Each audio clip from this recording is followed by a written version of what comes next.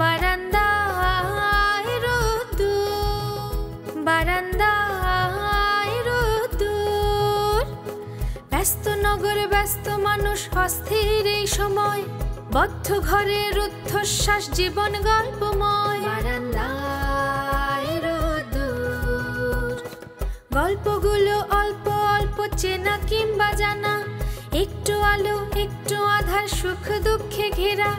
দুঃখের গল্প ভেসে ভেসে যাক নানের উদ্দেশ্যে, সুখের আলো ফুটে উঠুক এই নীল আকাশে। বারান্দায় রোদ্দুর, বারান্দায় রোদ্দুর, বারান্দায় রোদ্দুর, বারান্দায় রোদ্দুর।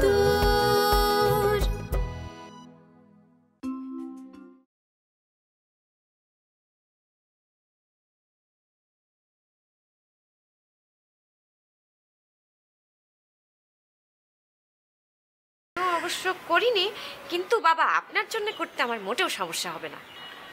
আমারও যেন সমস্যা না হয়। মানে? খেতে।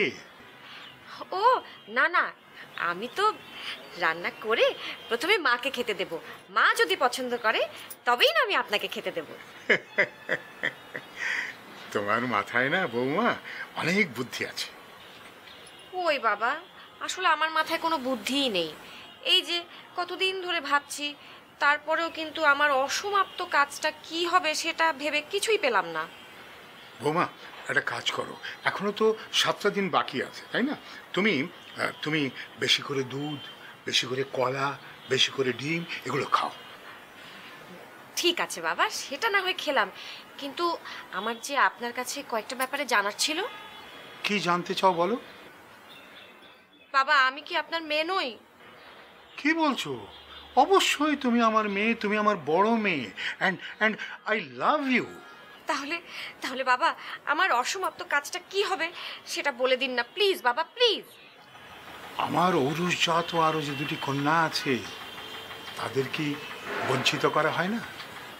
তাহলে তাদেরকেও বলে দিন বাবা। তাহলে তোমার শাশুড়ি মা এবং আমার ছেলেরা, তারা কি দোষ করলো? তাহলে সবাইকেই বলে দিন, খুব মজা হবে।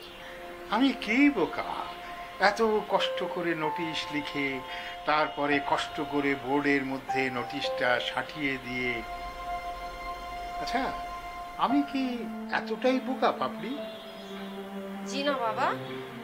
তাহলে কি তোমার পত্রপাঠ এখান থেকে বিদায় হওয়া উচিত না? জি। আর শোনো, দুপুরবেলায় বাইং মাছের ভুনাটা হচ্ছে তো? জি বাবা, হচ্ছে।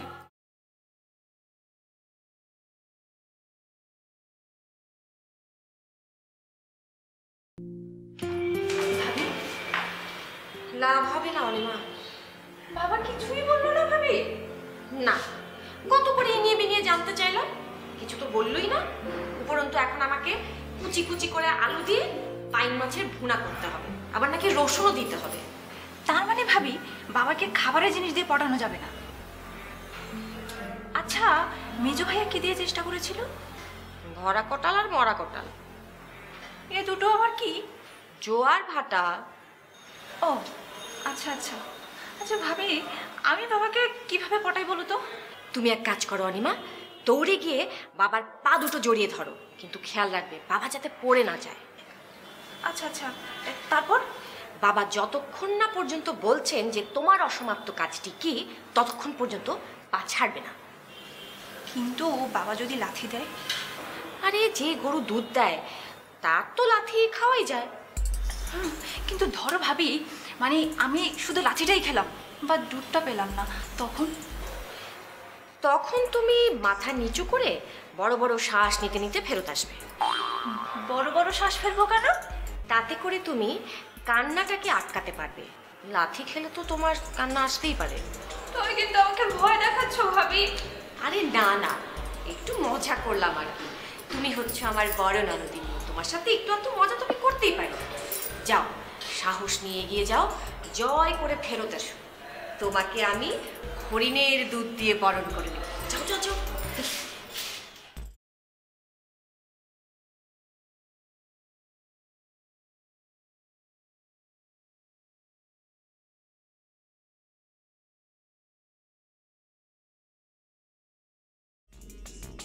কি করো বাবা?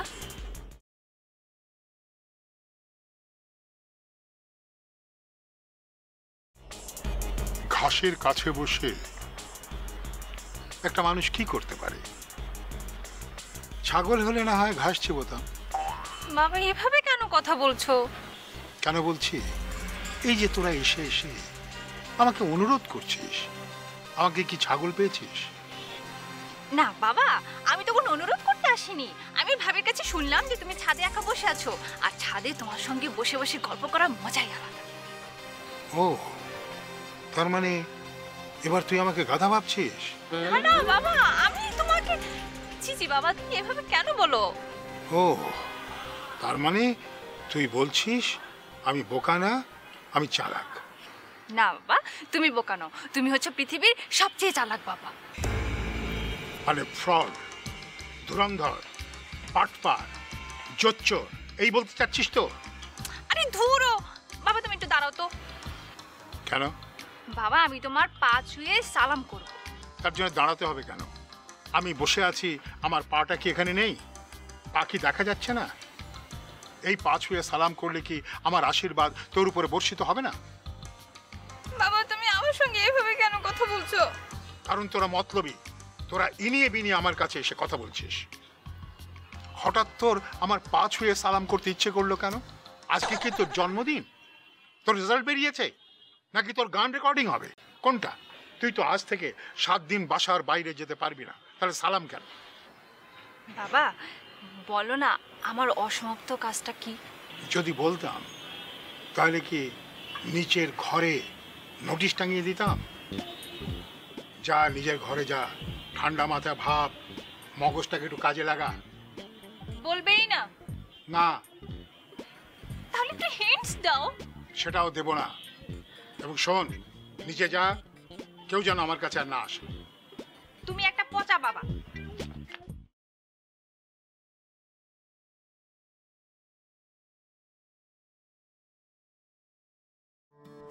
আজকে কিন্তু যে করেই হোক তোমাদের ডেটটা আমাকে জানাবে।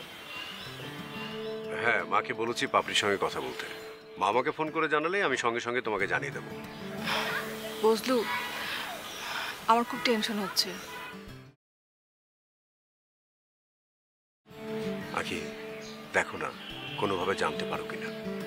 মানে তোমার বস কবে ট্যুরটা ফাইনাল করছে, জানতে পারলে খুব ভালো হতো। সে কি আর বলতে, সেটা তো আমি কাল থেকেই চেষ্টা করছি। ইয়ে, বাবা না কালকে আমাকে বিশাল বড় একটা সারপ্রাইজ দিয়েছে। সারপ্রাইজ? কি সারপ্রাইজ? আসলে বাবাই তো আমার মায়ের মতো, তাই বাবার ঠিক মার মতো আচরণটাই করেছে। মানে কি করেছে? বাবা আমাকে মুখোমুখি বসালেন, তারপর আলমারি থেকে একটা বক্স বের করে আনলেন।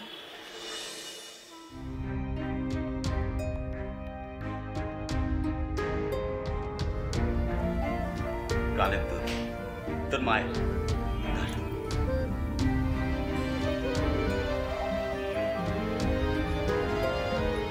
একজোড়া বালা, আর দেখ দেখ আমার একটা আংটি। অনেক বিপদ গেছে, কিন্তু এগুলো আমি নষ্ট করিনি, তোর জন্য রেখে দিয়েছি। এগুলো আমার?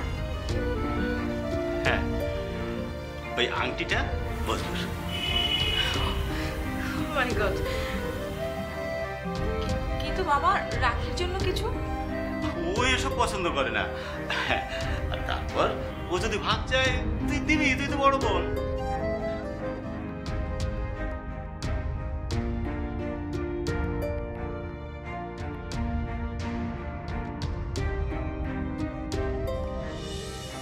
বলো কি?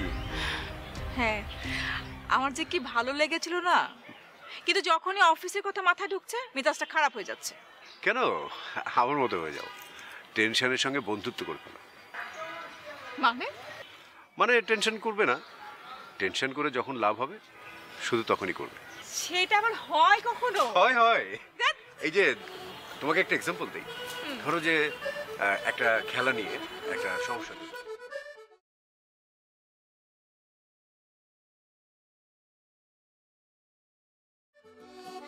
তাহলে তোমাদের বাবা কিছুই বললেন না? না মা, কত ভাবে যে চেষ্টা করে দেখলাম, কাজের কাজ কিছুই হলো না। আর মা, আমি তো পা পর্যন্ত ধরতে চাইলাম, ধরতেই দিল না। আচ্ছা অনিমা, তোমাকে না আমি বললাম দৌড়ে গিয়ে বাবার পা দুটো জড়িয়ে ধরতে? ভাবি আমি কি করে ধরবো? বাবা তো বসেছিলেন, আর আমাকে তো কিছু বললেনই না। আরও কেউ যেন তার কাছে না যায় সেটাও আমাকে জানিয়ে দিলেন। মিমাইরা আবার গেল নাকি? মা, ওরা যেতে যাচ্ছিল, আমি বারণ করে দিয়েছি। এখন কি হবে মা? কত শখ করে ভাবির জন্য আংটিটা কিনেছিলাম, এখন তো 7 দিন ঘর থেকেই বের হতে পারবো না। ভাবিকে আংটিটা কিভাবে পরাবো মা? তুমি যে 7 দিন বাসা থেকে বের হতে পারবে না সে কথা তোমার মাকে জানিয়েছো? না, কিভাবে জানাবো? শুধু তো ওই অসমাপ্ত কাজ নিয়েই ভাবছি। তাহলে তাড়াতাড়ি জানিয়ে দাও, উনারা না ডেট ফিক্সড করে ফেলে। ধন্যবাদ মা, মনে করিয়ে দেওয়ার জন্য। আমি তাহলে যাই ফোনটা করে আসি। যাও। মা, আমার কি হবে? তোর আবার কি হবে? মা, আমি যে মিউজিক ভিডিও বানাবো, মানে আমি যদি এইভাবে বাসা থেকে না বের হতে পারি তাহলে মিউজিক ভিডিও কি করে বানাবো মা? মিউজিক ভিডিওটা আবার কি? মা, মিউজিক ভিডিও হলো গানের চিত্রায়ন। আমি গান গাইবো আর সেটা অনুযায়ী একটা গল্প দেখানো হবে, সেখানে অনেক মডেলরা অভিনয় করবে। সিনেমার মতো? হ্যাঁ, অনেকটা সেরকমই। তুই নিজেও নাচবি? না না মা, কি বলো? আমি নাচবো না, আমি তো শুধু গাইবো। এখন তুমিই বলো মা, আমি বন্দি থাকলে এসব কি করে হবে? এবার আমাকে বলছিস কেন? তোর বাবাকে গিয়ে বল, সব কিছু আমাকে বল। ভালো লাগে না।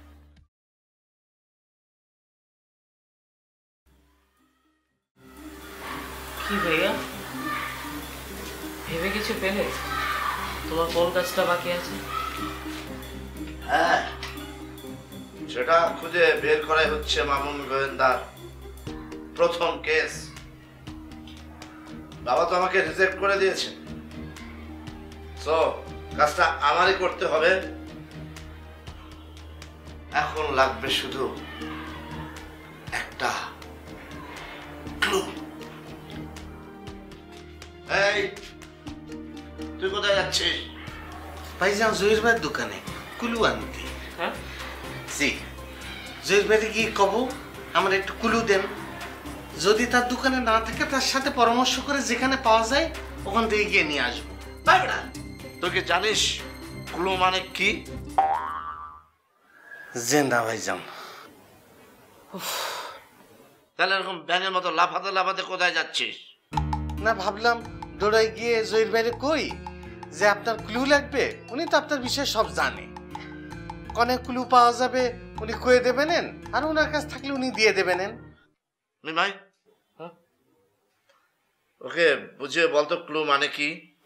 জি ভাই। পেরমল ভাই, ক্লু গ্লু না, যেটা দোকানে পাওয়া যাবে। ক্লু মানে হচ্ছে সূত্র।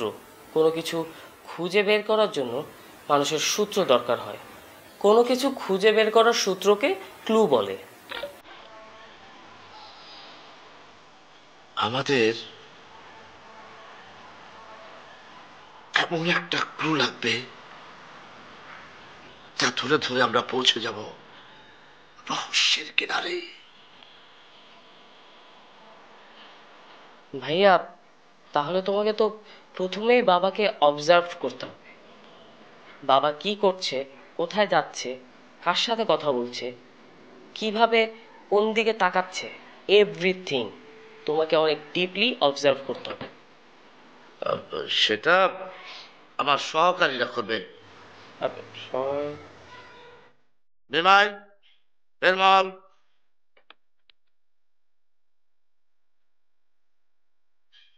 তোমরা তোমাদের কাজে নিয়োজিত হও।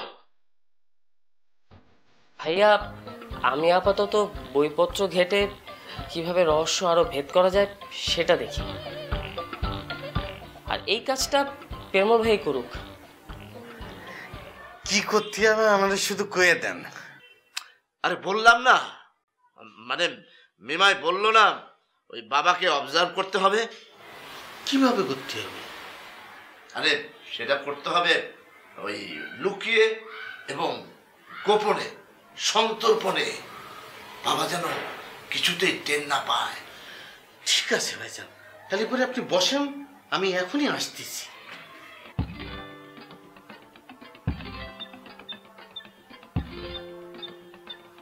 সে কি পারবে?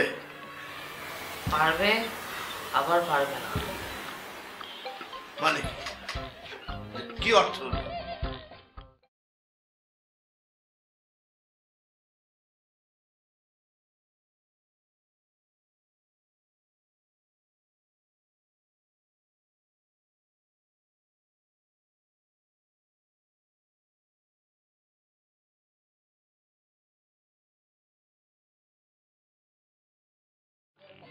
কি দেখছিস আমাকে?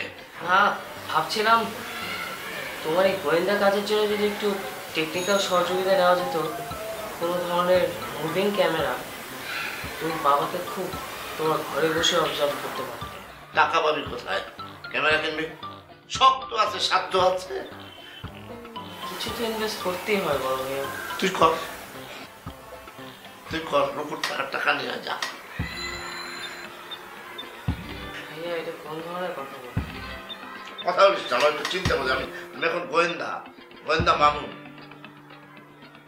অন্যদিকে দেখা, আমার কনসেন্ট্রেশন ব্রেক হবে।